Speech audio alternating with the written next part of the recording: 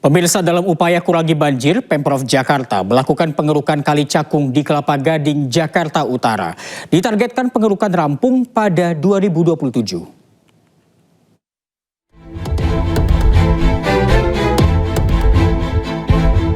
Banjir menjadi masalah ibu kota yang tak kunjung usai. Setiap kali turun hujan lebat yang berlangsung lama, sejumlah wilayah di Jakarta langsung direndam banjir.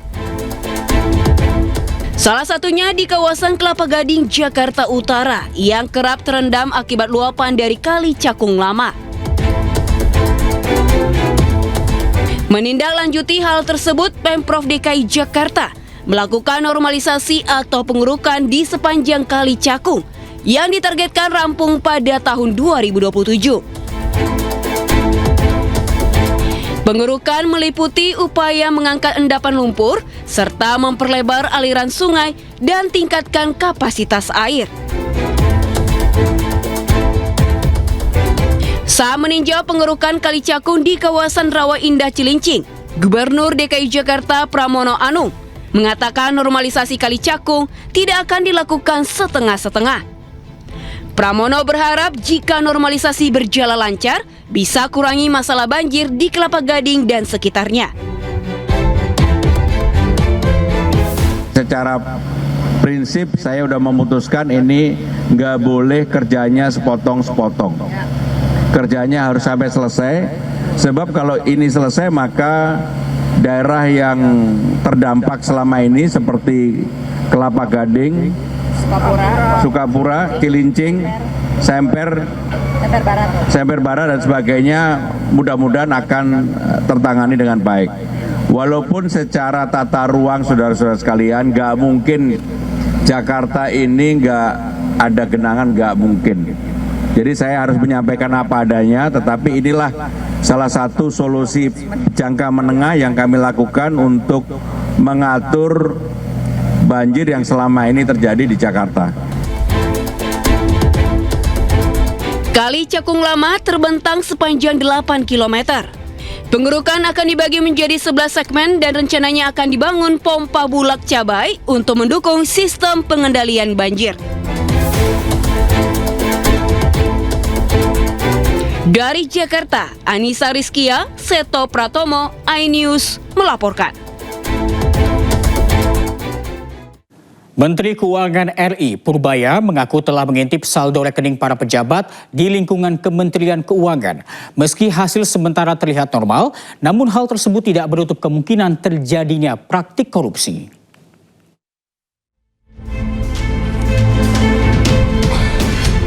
Menteri Keuangan RI Purbaya Yudisadewa ungkap bisa mengakses informasi rekening para pejabat eselon 1 hingga 3 di Kementerian Keuangan. Hal itu disampaikan Purbaya usai melantik sejumlah pejabat di lingkungan kantor wilayah DJP Jakarta Utara pada Kamis lalu. Diketahui pemeriksaan rekening dilakukan sebagai upaya pengawasan serta patokan untuk menentukan rotasi jabatan. Selain itu, pengecekan rekening tabungan ini dilakukan di luar laporan harta kekayaan penyelenggara negara yang telah dilaporkan sendiri oleh para pejabat Kementerian Keuangan ke Komisi Pemberantasan Korupsi. Saya punya akses untuk pejabat saya, semuanya. Tapi yang saya periksa sampai eselon 3, karena yang mau naikkan yang itu nanti kalau yang di bawah menaik, kita lihat lagi. Tapi sebagian besar eselon 1 juga saya lihat, jago-jago mereka, flat aja uangnya. Di luar LHKPN juga kita lihat masuk akal apa enggak, terus bandingkan dengan uangnya yang di bank dari tahun ke tahun kayak gimana. Jadi nggak bisa sembunyi lagi pejabat-pejabat kami dari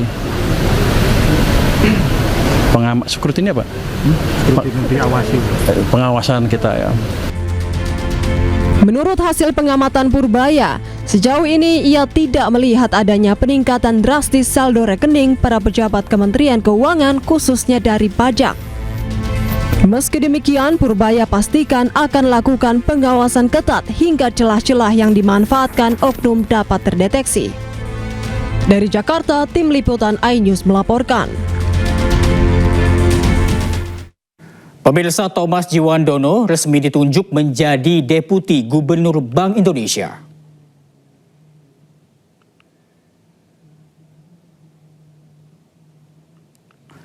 Dalam rapat paripurna yang digelar hari ini, Thomas Jiwandono resmi ditunjuk menjadi Deputi Gubernur Bank Indonesia. Dalam pernyataannya, DPR RI menilai latar belakang Thomas yang pernah menjabat Wakil Menteri Keuangan akan memperkuat sinergi antara kebijakan moneter dan juga fiskal. Saya untuk menjaga independensi bank sentral dan juga seperti saya katakan kemarin di proses fit and proper melaraskan. Sebelumnya dalam proses kelayakan dan kepatutan atau fit and proper test, Thomas Jiwandono dinyatakan layak menjabat sebagai Deputi Gubernur Bank Indonesia untuk 5 tahun ke depan. Keputusan tersebut diumumkan oleh Ketua Komisi 11 DPR RI, Muhammad Misbakun. Misbakun juga menyebut keputusan tersebut diambil berdasarkan kesepakatan bersama para pimpinan komisi serta seluruh fraksi partai politik. Untuk memberi gambaran tinggi ini bisa dilihat dari World Trade Uncertainty Index. Selain penetapan Deputi Gubernur Bank Indonesia, DPR RI juga menetapkan Adis Kadir sebagai calon Hakim Mahkamah Konstitusi dari unsur DPR RI. Dalam rapat paripurna yang digelar hari ini di gedung DPR RI, Adis Kadir resmi menjadi calon Hakim Mahkamah Konstitusi.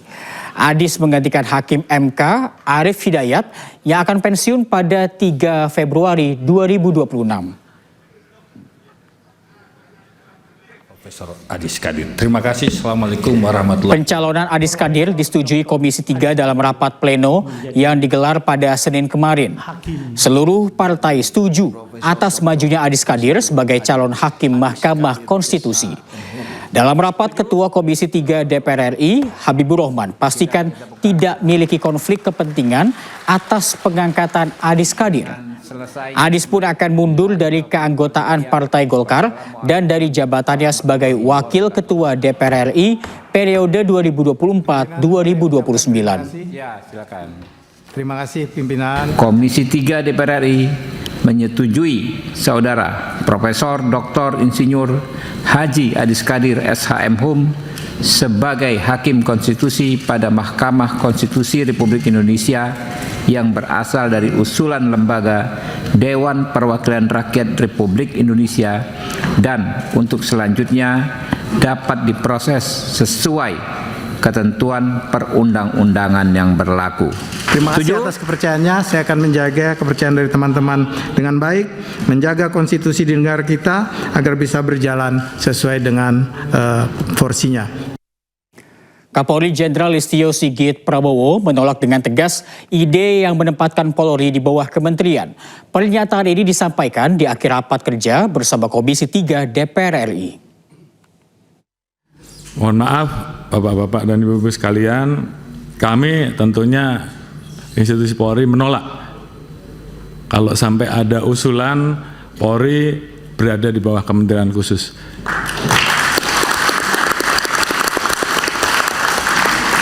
Karena bagi kami posisi institusi Polri seperti saat ini adalah posisi yang sangat ideal.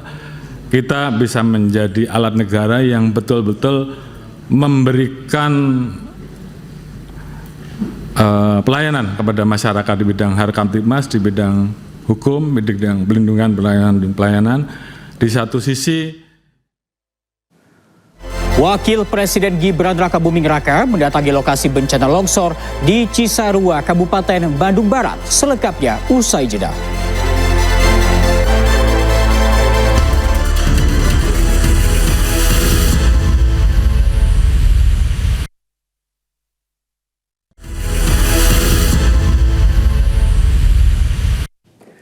Pemirsa, Indonesia resmi bergabung dengan Dewan Perdamaian Gaza yang dibentuk oleh Presiden Amerika Serikat Donald Trump. Indonesia pun tidak perlu membayar iuran keanggotaan.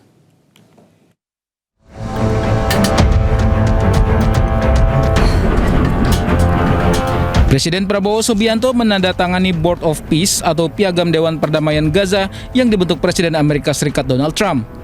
Penandatanganan tersebut berlangsung dalam rangkaian World Economic Forum 2026 di Swiss. Melalui forum ini, Indonesia akan mendorong penghentian kekerasan, perlindungan warga sipil, pembukaan akses kemanusiaan, serta pemulihan tata kelola sipil di Palestina. Board of Peace ini adalah sebuah langkah yang konkret setelah sekian lama untuk bisa mencapai apa yang kita harapkan di Palestina. Tentu saja kehadiran semua negara-negara ini di dalam Board of Peace tersebut untuk bisa terus mengawal, kemudian memastikan bahwa upaya yang dilakukan oleh Board of Peace ini tetap berorientasi pada kemerdekaan Palestina dan tercapainya solusi dua negara. Sementara itu, Menteri Pertahanan Syafri Samsudin mengatakan masih menunggu keputusan Kemenlu terkait iuran forum ini. Namun satu brigade telah disiapkan untuk dikirim secara bertahap untuk misi kemanusiaan di Gaza. Ya, kalau dari Kementerian Pertahanan kita menunggu keputusan dari Menteri Luar Negeri tentang iuran-iuran itu.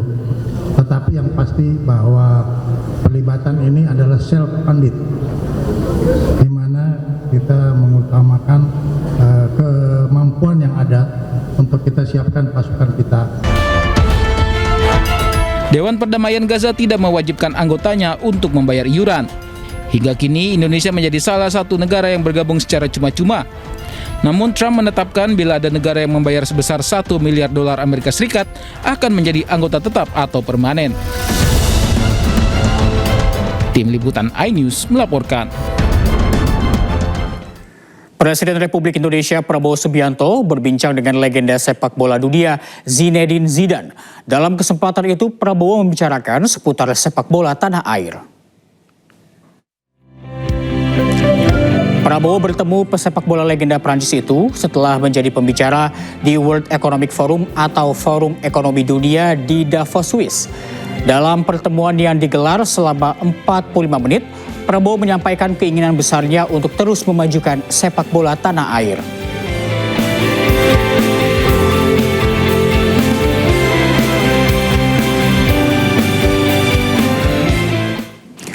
Wakil Presiden RI Gibran Rakabuming Raka mendatangi lokasi bencana longsor di Desa Pasir Lagu, Kecamatan Cisarua, Kabupaten Bandung Barat. Gibran meninjau langsung area terdampak saat proses evakuasi korban masih terus berlangsung. Dan pemirsa, informasi ini sekaligus menutup Pemimpin Rakyat hari ini. Temukan informasi-informasi terbaru lainnya di www.inews.id. Dan cuplikan tayangan berita iNews dapat Anda saksikan di kanal YouTube @officialinews. Saya Reza Siregar dan kerabat kerja yang bertugas pamit undur diri. Pemimpin Rakyat, pemimpin beraksi, rakyat awasi. Terima kasih, sampai jumpa.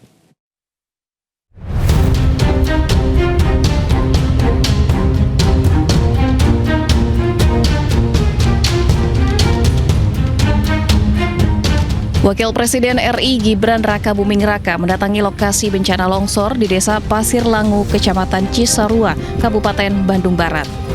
Gibran meninjau langsung area terdampak saat proses evakuasi korban masih terus berlangsung. Dalam kunjungannya, Gibran sempat berdialog dengan petugas SAR gabungan, serta menyapa warga terdampak yang masih bertahan di sekitaran lokasi longsor. Hingga Minggu siang, proses pencarian dan identifikasi korban terus dilakukan. Sementara hingga saat ini, tim DVI Polda Jabar telah menerima 13 kantong jenazah korban longsor. Dari Bandung, Jawa Barat, Yanwar Candika, iNews melaporkan.